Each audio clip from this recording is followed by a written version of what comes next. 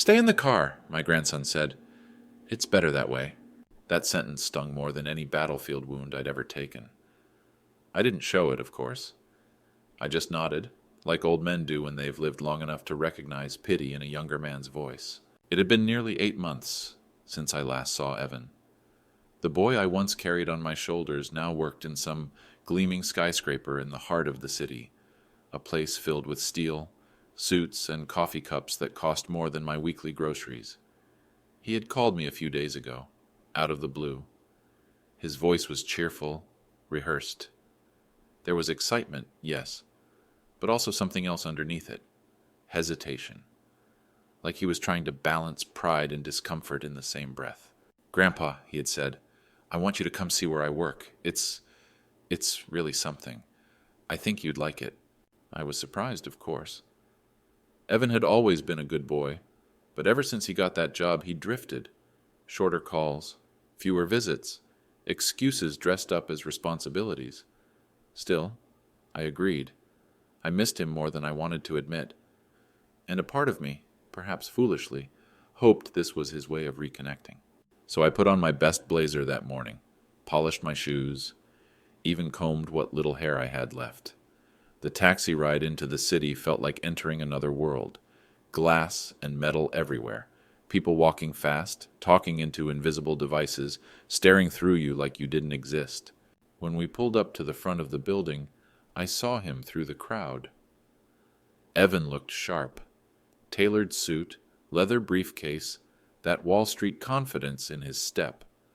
He spotted me and smiled, but it was brief. A flicker, not a flame. He opened the car door halfway, leaned in, and said the words that still echo in my chest. "Stay in the car, okay? Just for a few minutes. I'll bring you inside later. It's kind of a formal place." Formal place. Like I didn't belong. Like I was too much coat and not enough name tag. I didn't ask questions, I just nodded. That's what old soldiers do. We nod. He walked away quickly, blending into the stream of suits flowing through the building's revolving doors. I sat back, hands resting on my cane, and stared at the reflection of myself in the tinted window. A face weathered by war and time, now reduced to an afterthought in his own grandson's eyes. I thought of Christmases past, of Evan tearing through wrapping paper while I sat by the fire, proud just to watch him grow, of bedtime stories, scraped knees, fishing trips, of all the moments I was his hero, and how easily that cape was taken off. No words, no explanation, just stay in the car. It felt like exile, like shame dressed in politeness, and still I waited. Because even when your heart is breaking, love makes you stay. But fate, as it often does, had other plans for that day. And Evan was about to learn a lesson he would never forget. Friends, let me pause for just a moment. Please write in the comments. Where are you listening from? Have you ever experienced something like this in your life? A moment when someone you loved made you feel small, invisible? And if this story touches your heart, consider subscribing and sharing this video. It's a simple way you can help us grow this channel and keep bringing you powerful, real stories that matter. Now, let's continue. I woke early that morning, too early perhaps. The sun hadn't risen yet, but I was already standing in front of the mirror, brushing down the shoulders of my blazer with trembling hands. It was the same one I wore to Evan's high school graduation. Dark navy, wool, with brass buttons. A little outdated, sure, but it still held its shape, and more importantly, it still held memories. I picked out a tie, too. Deep burgundy, plain, modest. I didn't want to embarrass him. I knew enough to understand that people in his world cared about appearances, about subtle details, about who belonged and who didn't. My shoes were polished, my slacks freshly pressed. I even trimmed the unruly hair in my ears and made sure my nails were clean. Funny, isn't it, how we shrink ourselves to be more acceptable to the very people we raised. I didn't eat breakfast. My stomach was too tight for food. Instead, I sat quietly in the living room for a while, staring at the framed photo of Evan as a boy. 5 years old, front teeth missing, hugging my neck with frosting all over his face. His birthday. We had made the cake together. The taxi arrived right on time. I stepped into the back seat, double-checked the address Evan had texted me, and watched the neighborhood disappear behind me. The city grew taller and colder with each block. And then we were there. The building was enormous, 50, maybe 60 stories, all glass and chrome. Its sharp edges caught the morning light and fractured it like a blade, throwing reflections into my eyes. People were pouring through the lobby doors like clockwork. Sharp suits, sleek heels, Idaho badges, coffee cups clutched like armor. No one was smiling. No one was looking around, just forward. Always forward. I stepped out of the taxi and onto the sidewalk, feeling suddenly like a misplaced piece of history, like I had wandered onto the set of a film where I didn't belong. My hands tightened slightly around the head of my cane, more for grounding than support. The city was loud, honking, heels tapping, voices clipped and fast, like everyone was late for something, and didn't care who they brushed past. I stood there for a moment, adjusting my blazer, straightening my tie, breathing through the thump in my chest. This was Evan's world now. Cold steel, mirrored windows, efficiency over warmth. No room for old men with stories etched into their skin. I tried not to take it personally. I told myself I was here just to support him, to see him in his element, to be proud, quietly, without needing recognition or gratitude. But even as I tried to stand tall, something in me was already bracing for impact. And somehow I think my heart knew what was coming. I had just stepped onto the pavement, taking my first slow steps toward the lobby doors, when I saw him. Evan, my grandson. He came out of the building in a hurry, his strides long and purposeful, eyes scanning the sidewalk until they landed on me. For a split second I saw something warm flicker in his expression. Recognition, maybe even fondness, but it disappeared almost instantly, replaced by something cooler, more calculating. He was dressed impeccably. Slim gray suit, white shirt, narrow black tie. His hair slicked back, his briefcase hanging from one hand, phone in the other. He looked taller, sharper, harder than I remembered. The boy who used to crawl under my workshop table now looked like he belonged to a world that had no time for childhood. I lifted my hand in a quiet wave, smiling, relieved to see him in person again. But before I could say anything, before I could even ask how he'd been, he reached me and leaned in slightly, his tone low, almost rushed. There was no embrace, no "I missed you," just a tight smile that didn't touch his eyes. And then he said it. "Grandpa, hey, look, I'm glad you came, really, but could you just wait in the car for a bit?" The words didn't quite register at first. I blinked, confused, as he continued.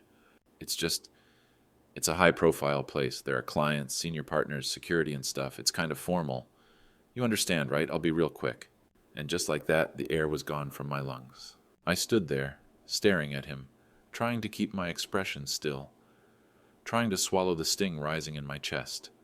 I didn't say anything, didn't argue, didn't ask why my presence in clean clothes and polished shoes was too much for his world. He was already checking his watch, already glancing over his shoulder, already stepping back. So I nodded, a slow, heavy nod, the kind you give when you're pretending something doesn't hurt, the kind you give when you realize you're no longer someone to be introduced, you're someone to be hidden. He turned and walked briskly back to the building, merging with the stream of bodies moving through the glass doors. Not once did he look back. I stood there a few more seconds, heart thudding quietly beneath my blazer, then slowly made my way back to the taxi. The driver raised an eyebrow, but I didn't explain. I just opened the door and sat back down, folding my hands over the top of my cane, eyes fixed on the tower of mirrors in front of me. Inside that building was the boy I raised, the boy who once made me macaroni art and called me his best friend, the boy who used to beg me to walk him to school, proud to hold my hand. And now I was an inconvenience, an image he didn't want seen. It's strange. The wars I fought never made me cry. The pain, the noise, the loss.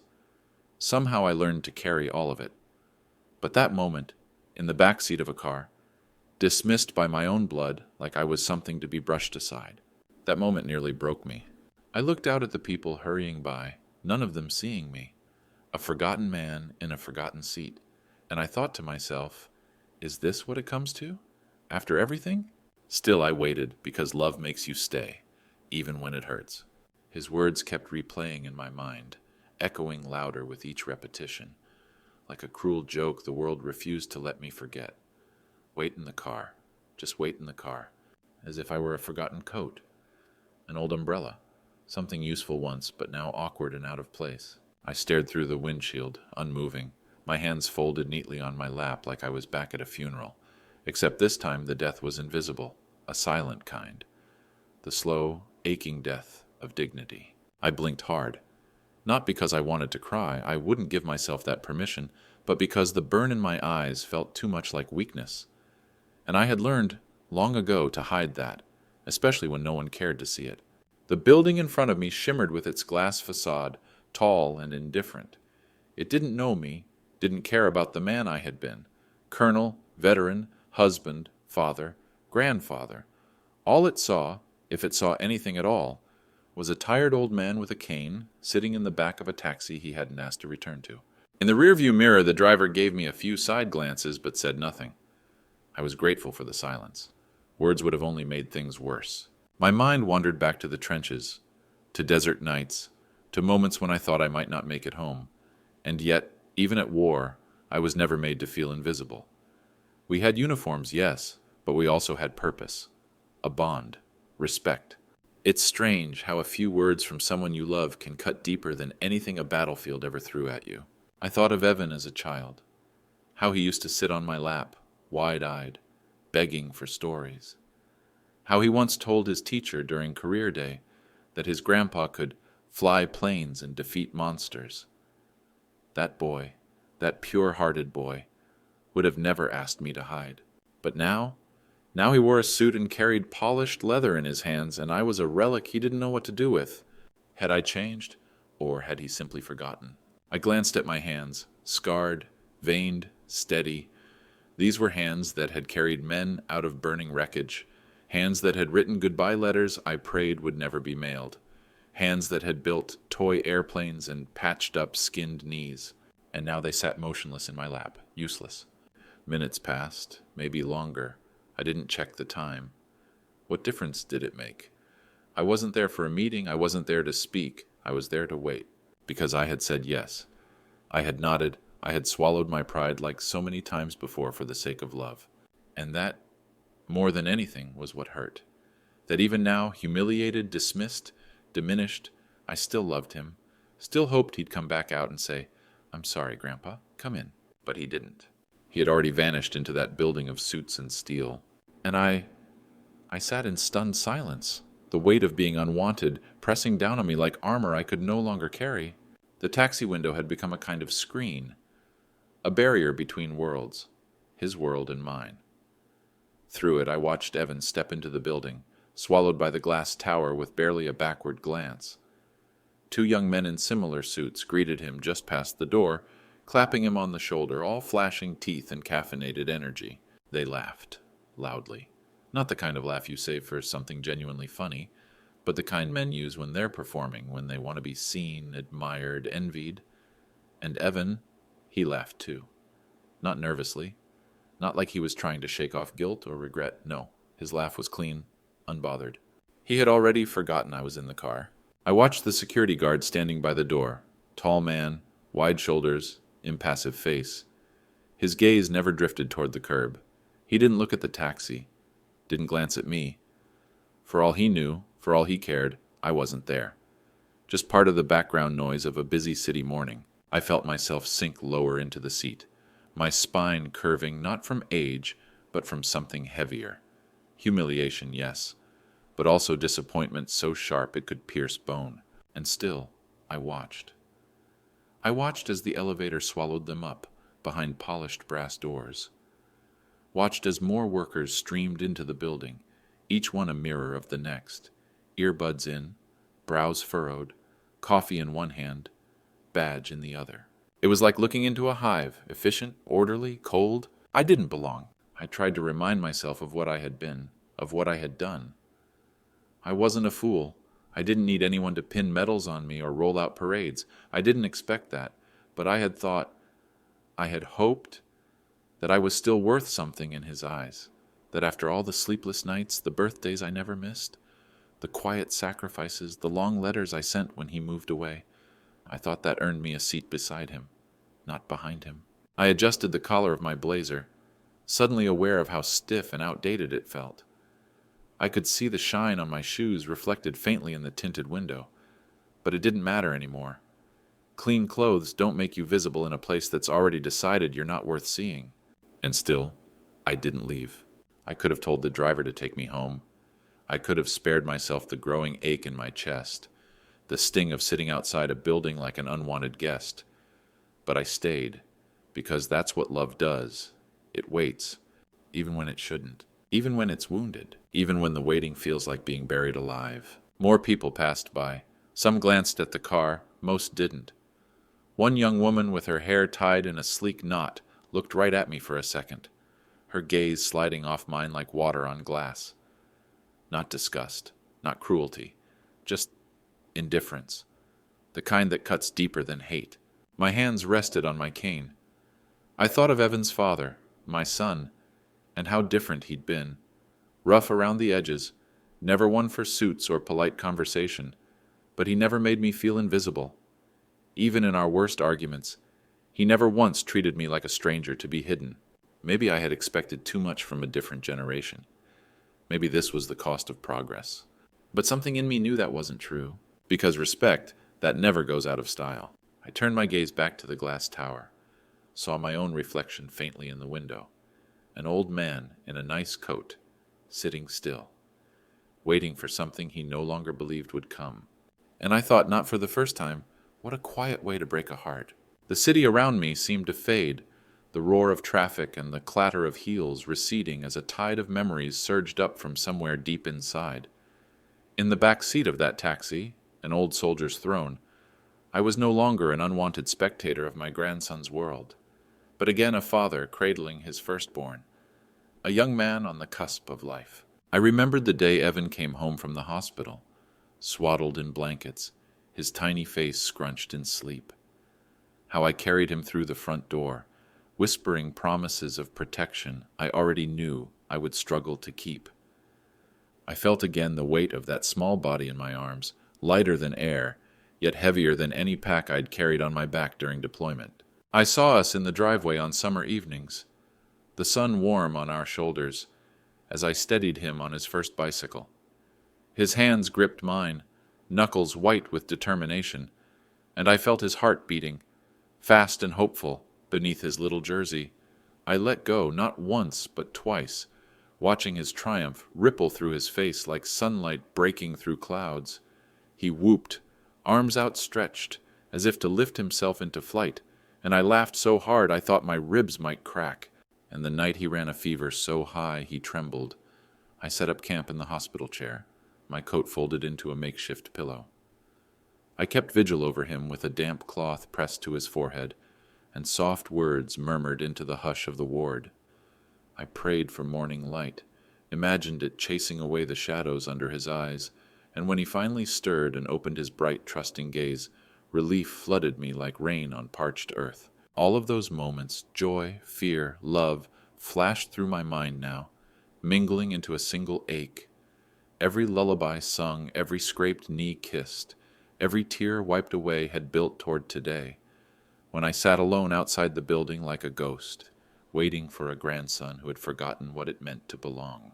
I closed my eyes, breathing through the sting in my chest.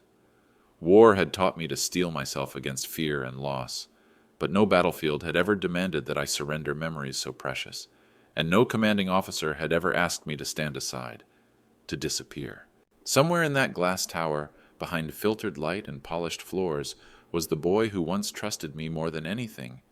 And somewhere beyond all this, I hoped, there remained a grandson who could remember too. A shadow fell across the dashboard, and I looked up to see a figure emerging from the building's revolving doors. He moved with purpose, shoulders squared, head held high, and for a moment I thought he was just another suit-clad employee on his morning rounds. But as he approached the curb, his crisp uniform caught the sunlight. Deep navy fabric, polished badge, a nameplate glinting like a beacon. He stopped a few paces from the taxi, eyes sweeping across the lot as if searching for something important. Under that gaze I felt suddenly exposed, as though every line on my face, every tremor in my hands was laid bare for inspection. My heart thudded in my chest, not from fear of him, but from the electric jolt of recognition that this man might change everything. He paused at the open car door and regarded me for a long moment. I could feel him studying me, the slouch locked into my shoulders, the resignation in my eyes, the way my hands gripped the cane not for support, but for comfort. In that silent appraisal there was no contempt, no impatience, just attention, something I hadn't had since I climbed out of that taxi. I tried to straighten my spine, to remind myself that I had faced down worse than discomfort, but this felt different. A judgment not of my deeds in war, but of my worth in the simplest terms. Was I grandfather material? Or just an obstacle in my own grandson's life? Then the guard's eyes softened, if only for an instant. He stepped forward, reaching up to straighten the brim of his hat, and I sensed a conflict in him, a duty to his post, and a deeper impulse I couldn't yet name. I remembered a time when uniforms marked solidarity, when the men I led in combat stood shoulder to shoulder with me, not above or apart. His gaze flicked to the building behind him and back to me, and I realized he knew who I was. My pulse quickened, hope warring with fear. Would he turn and walk away, as Evan had, or would he bridge this chasm of glass and steel and remind me that at least one person here still honored what I'd given? The silence between us stretched on, pregnant with possibility. And in that moment, despite the ache of betrayal fresh in my veins, I felt something shift, a whisper of vindication, maybe even redemption, ready to break through the tinted windows that had kept me hidden so long. He stopped just outside the open door of the taxi, the crease of his uniform crisp against the morning light, and I braced myself, uncertain whether his purpose was to ask me to move on or to cast another cold glance. Yet instead of stepping back or looking away, he came closer, closing the final few feet like he was drawn by something beyond protocol. My heart hammered as he straightened his posture and raised his right hand to his brow. The motion was so precise, so innate, that it came as a shock. I caught my breath, fingers tightening on the cane. What was this? I had not expected ceremony here, not on this sidewalk where my grandson had banished me. "Colonel Hayes, sir," he said, his voice low but unwavering. Even without seeing his eyes directly, shielded by the brim of his cap, I could feel the steady clarity in his tone. It was the voice of a man speaking to someone he revered, someone whose footsteps he once followed across continents of dust and fire. Time seemed to falter. The roar of the city dimmed. The taxi idled, the driver frozen mid-reach for the meter. In that suspended moment, the man's salute carried with it the weight of every life saved, every command given and obeyed, every night spent in watchful vigil. I swallowed hard, words caught in my throat. Recognition, true recognition, had a power I had forgot. It was nothing like the hollow applause of polite crowds or the fleeting praise of medals pinned to a chest. This salute was a bridge across years of silence, a reminder that somewhere beneath the polished veneer of glass and steel, the world still remembered what I had meant to people. My eyes blurred, not with shame or regret, but with relief and the forgotten sting of pride. I had once led men into danger, telling them to follow me, to trust me. Here stood one of them, no longer a boy, but a man in uniform, returning that trust with a gesture truer than any speech could convey. I managed to raise my hand in return, unsteady at first, then firmer as I found my bearing. The guard's posture remained rigid, unwavering, until I completed the salute, honoring him back. When our hands dropped, he gave a slight nod and stepped aside, motioning with his free hand toward the building entrance. Through that simple act, he shattered the bubble of isolation I had sunk into since Evan's dismissal. He opened a path, not just into the lobby, but back into a world where I was seen, where I mattered. And as he moved to stand sentinel once again by the revolving doors, I felt something shift inside me. A memory of purpose kindled, urging me forward. Whatever awaited beyond that glass threshold, I would not be someone hidden. I would stand tall, buoyed by the respect of a fellow soldier, ready to reclaim the dignity I had been denied. I swung the car door open before I even realized I'd moved, breath catching in my throat as I saw him standing there in full uniform, the morning sun glinting off his badge. My voice escaped me for a heartbeat, just a single wavering "yes," before the words tumbled out of him. "I served under you, sir. In Kandahar, you saved my life." His voice trembled, and I felt something taut inside me snap. Memories flooded back, the blast, the smoke, the chaos, and that split-second decision to dive toward him when the mortar landed too close. How we'd crawled out together, bleeding and burning, and how he had closed his eyes, believing he would never see another dawn.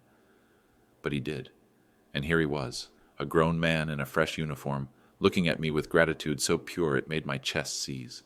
I stared, vision narrowing on the lines of his face, the same sharp jaw I'd known years ago, softened now by time and responsibility. His eyes, once wide with youth and fear, were steady, unwavering. In them lay every unspoken word between us, respect, loyalty, debt that could never truly be paid. I felt the weight of applause I'd never asked for pressing into my bones. Not the polite claps at a ceremony or the formal letters from distant generals, but this, an honest, unfiltered tribute from a man whose life had been entrusted to my command. It was more than I could ever deserve, yet somehow exactly what I needed at that moment. I reached out with a trembling hand and grasped his forearm, pulling him into a brief, fierce grip.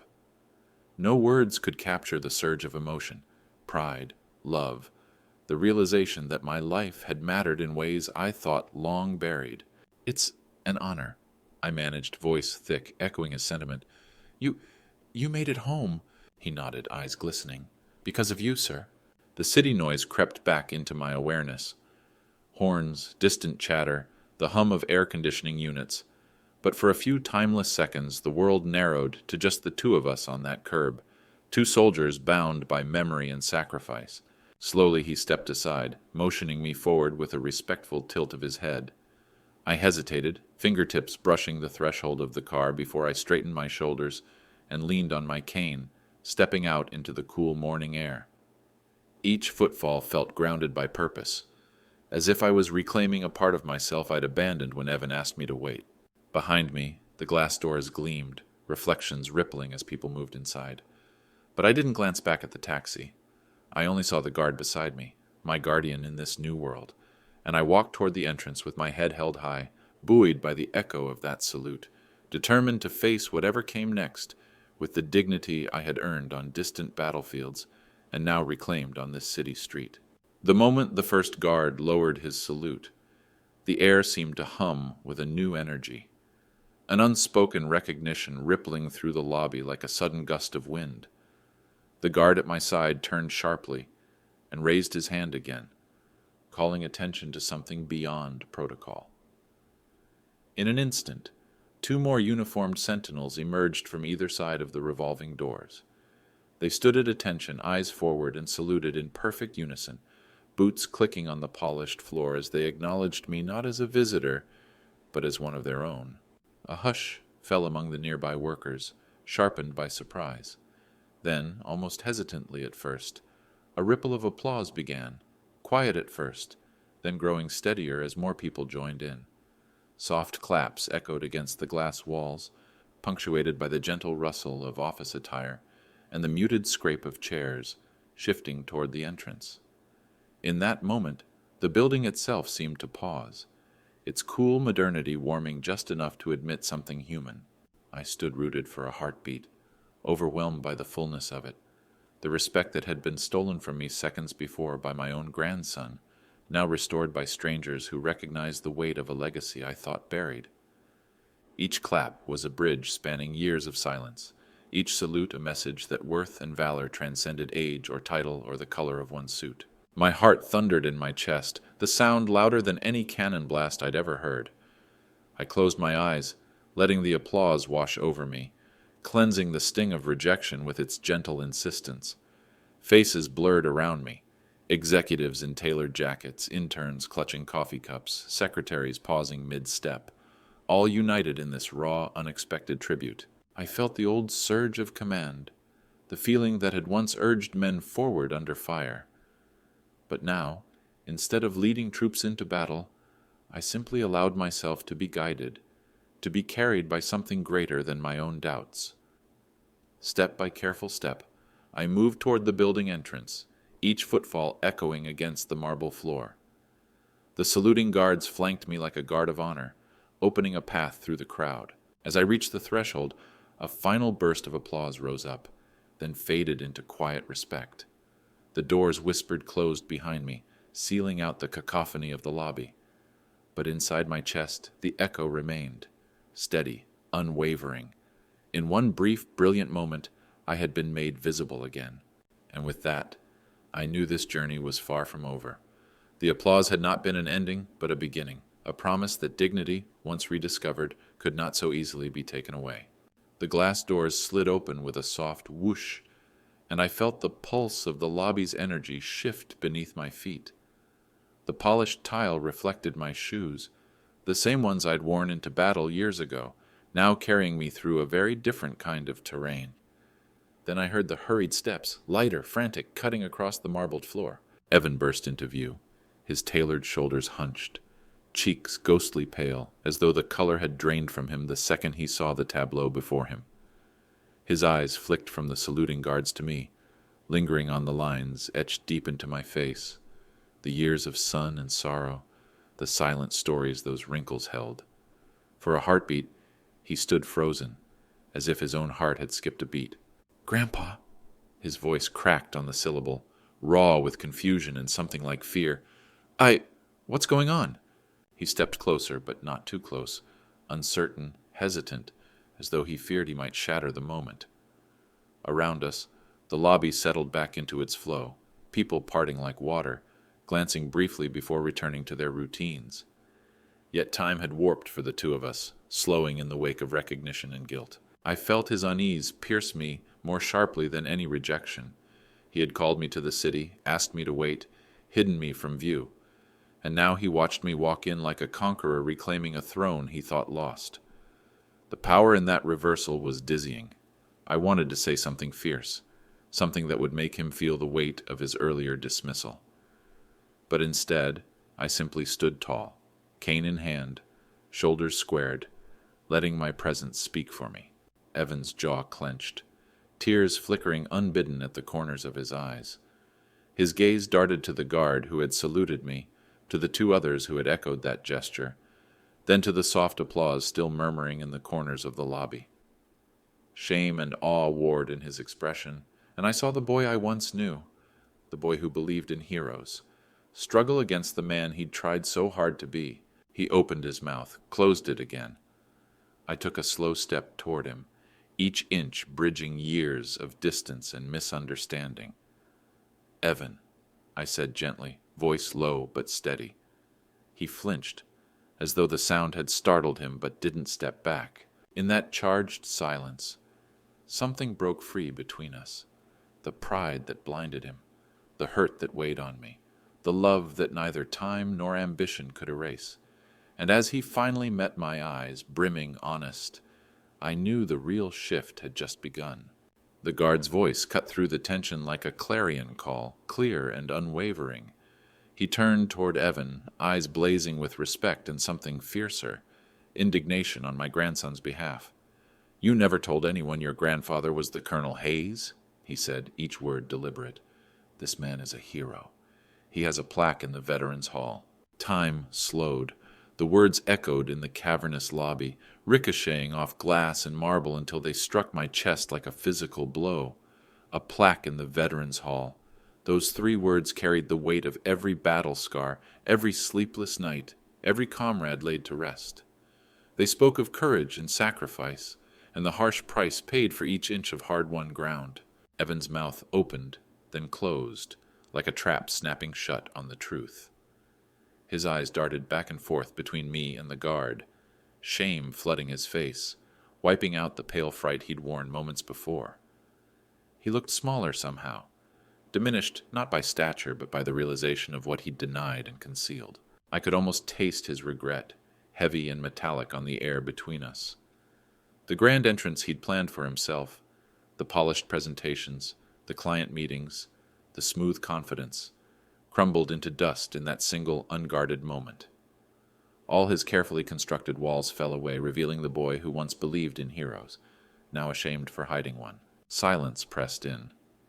The lobby's bustle resumed around us, but we existed in our own bubble of revelation. The guard's uniform gleamed, badge catching the overhead light as though spotlighting the truth he'd unveiled. I felt his gaze on me, not just as a veteran, but as a man who had earned every bit of that recognition. Pride swelled in my chest, fierce and vindictive, pushing back against the ache of earlier rejection. Evan swallowed hard, his throat working as he struggled for words that refused to come. I took a step forward, cane tapping softly on the tile, and placed a steadying hand on his shoulder. He flinched at first, then leaned into the touch, the same gesture he once sought when nightmares woke him at night. His voice finally emerged, quiet and cracked. "Grandpa, I'm so sorry. I didn't know what to say. I thought people wouldn't understand." I closed my eyes, fighting the lump in my throat.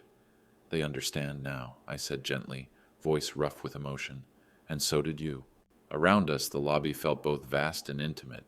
Strangers paused, watching, sensing something profound had just transpired. And in that hushed moment, I realized the betrayal I felt had given way to something stronger, the chance for true reconciliation. Evan looked up at me, tears shining, his pride shed like old armor. "Will you come up?" he whispered. "Please." I nodded, stepping back so he could lead. As we walked toward the elevators, two generations finally walking side by side again, the plaque in the Veterans Hall awaited. But the greater tribute was here, in the unmasking of truth, in the healing power of acknowledgement, and in the simple, unbreakable fact that love, once tested, can emerge more formidable than ever. The air between us felt heavy, thick with words unspoken and emotions too raw to voice. We stood in the silent hush of the elevator lobby, the polished steel doors a mirror reflecting our hollowed expressions. Evan's shoulders were hunched, his gaze fixed on the floor tiles, as though he carried the weight of a secret too heavy to lift. I watched him, my heart trembling with a mix of sorrow and understanding. This was more than regret, it was shame, the bitter realization that he had doubted the very man who had given him life. In that moment, I didn't see my grandson in his tailored suit, or the rising executive in the lobby of a powerful firm. I saw the little boy who once clung to my leg, wide-eyed and trusting, who believed my stories and never questioned my scars. And there he was now, a man who had built walls around his pride, walls strong enough to keep me out, even though our histories were woven together by every triumph and every sacrifice. My own shame surfaced too, shame that I had let his rejection cut so deep, shame that I had let my love for him make me feel small. All those years of silent devotion, of giving without thought for reward. And here we were, forced to confront the painful truth that love alone sometimes isn't enough to hold two hearts together. I took a hesitant step forward, steadying myself against the cold of the elevator bank. Every fiber of my being ached to reach out, to pull him into an embrace, to tell him that blood and memories were stronger than any corporate facade. But I knew he needed space to face his own regret, to strip away the armor of embarrassment and stand face to face with his truth. He finally lifted his head, eyes rimmed with moisture, and I saw the apology waiting there, silent but palpable, the kind of apology that doesn't need words, because sometimes a glance, heavy with remorse, says more than any phrase could. I let the moment hang between us, giving him permission to heal, to learn that honesty and humility could be the bridge back to love. Behind us, the elevators chimed softly, a reminder that time was moving, even if we felt trapped in that painful stasis. And as the doors slid open, I reached out and rested a hand on his arm, gentle, forgiving, resolute. He didn't pull away. Instead, he let my hand anchor him, let the steady warmth of my touch remind him that family isn't measured in appearances, but in willingness to admit wrong and to forgive. Together, we stepped into the elevator, side by side, yet worlds closer than we had been an hour before. The doors closed on the lobby's brilliance, but in that confined space, beneath the hum of machinery, we both felt something lift, the burden of unspoken shame giving way to a fragile, hopeful beginning. And as the floor numbers glowed overhead, we both knew that the real journey was only just beginning. The lobby doors opened again, and this time I stepped through not as a hidden relic, but as someone who belonged. The three guards formed a silent escort, their salutes still fresh on my shoulders like medals I had never sought. With each stride, I felt the echo of their respect beneath my polished shoes, a steady rhythm that drove out the last tremors of doubt. People paused mid-step, heads lifting to follow my passage as if drawn by some unseen current. A secretary set down her phone, pencil poised over a notepad, and watched with wide eyes. A group of interns exchanged glances, their murmurs hushed but charged with curiosity. Even the barista behind the glassed-in cafe window paused in the act of steaming milk, the hiss of the espresso machine fading into silence. It was surreal, this unaccustomed spotlight, but I refused to shrink away. Every scar in my knuckles, every crease in my uniform jacket told a story of battles fought and lives saved.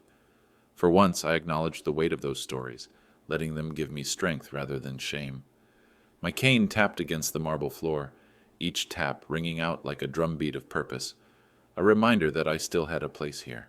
Evan walked beside me, his posture straightening as he witnessed the transformation. In his eyes, I saw pride flicker, ashamed pride, perhaps, for the way he'd hidden me, but pride nonetheless.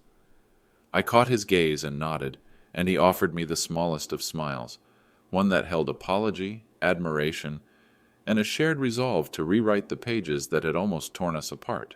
As we passed the water feature in the atrium, a shallow pool with light dancing on its surface, I felt something shift deep inside me. This wasn't about proving worth to strangers. It was about reclaiming the dignity that belonged to me by right of every sacrifice I'd made.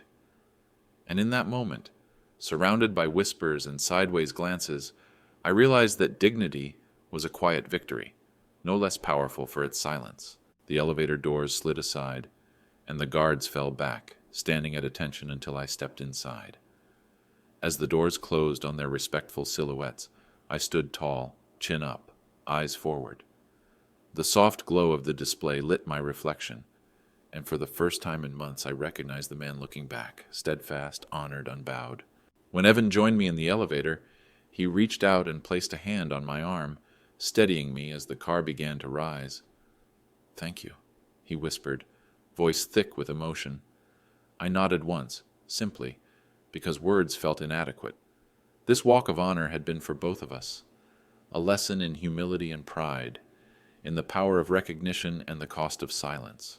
As the numbers climbed toward the office floors, I felt a calm certainty settle in my bones. No matter what happened next, I had been seen, and sometimes that alone is enough to heal a lifetime of wounds. The conference room was quiet after the meeting ended, the soft hum of air conditioning filling the space where earlier there had been tension. Evan stood by the floor-to-ceiling windows, shoulders heavy, eyes rimmed with red. I watched him for a moment, this man who had once been a boy eager for bedtime stories, now trembling with regret. He turned toward me, voice catching like a fragile bird's wing. "Grandpa, I'm so sorry. I was ashamed and I tried to hide you. I thought it would embarrass me." His words came in a rush, each one laced with the weight of his shame and the longing for forgiveness. I felt the room tilt, the echoes of our conflict still lingering in the corners. My heart ached at the sight of his vulnerability, the fierce pain of a grandson realizing he had wounded the one person who had loved him unconditionally. And yet, beneath my own lingering hurt was a surge of compassion so strong it steadied me. I took a step forward, cane tapping once on the carpet, and placed my hand gently on his arm. He flinched, then leaned into the touch, as though seeking the reassurance he'd denied us both for so long. "Evan," I said softly, voice low but unwavering, "you needed to learn something that nobody ever should have to realize the hard way. Dignity doesn't ask for applause. It lives in silent moments like waiting for your grandson's forgiveness, and yet it's never invisible." I saw his tears glisten in the pale light, his shoulders shudder with the release of long-held guilt. "I forgive you," I continued, "not for your sake, but for mine, so I can let go of the hurt and walk forward unburdened." He looked at me then, a tremor of hope sparking in his eyes. The years of distance, of unspoken disappointments, fell away in that instant, replaced by something evergreen, the bond between grandfather and grandson, tested and reforged in fire. He stepped closer, pressing his hand against mine, and I felt the steady pulse of his gratitude, the unspoken promise that he would never again ask someone he loved to stay in the car. We left the conference room side by side, the afternoon sun casting long shadows down the corridor. In that light, We both understood that respect and love often speak in whispers rather than boasts, and that sometimes the greatest lessons are learned not on battlefields or in boardrooms, but in the quiet moments when we choose to forgive and to be seen. As we reached the elevator and I pressed my call button, I knew this chapter, like so many we'd shared, was not an end, but a beginning, a testament to dignity that may be silent, but will never be invisible again.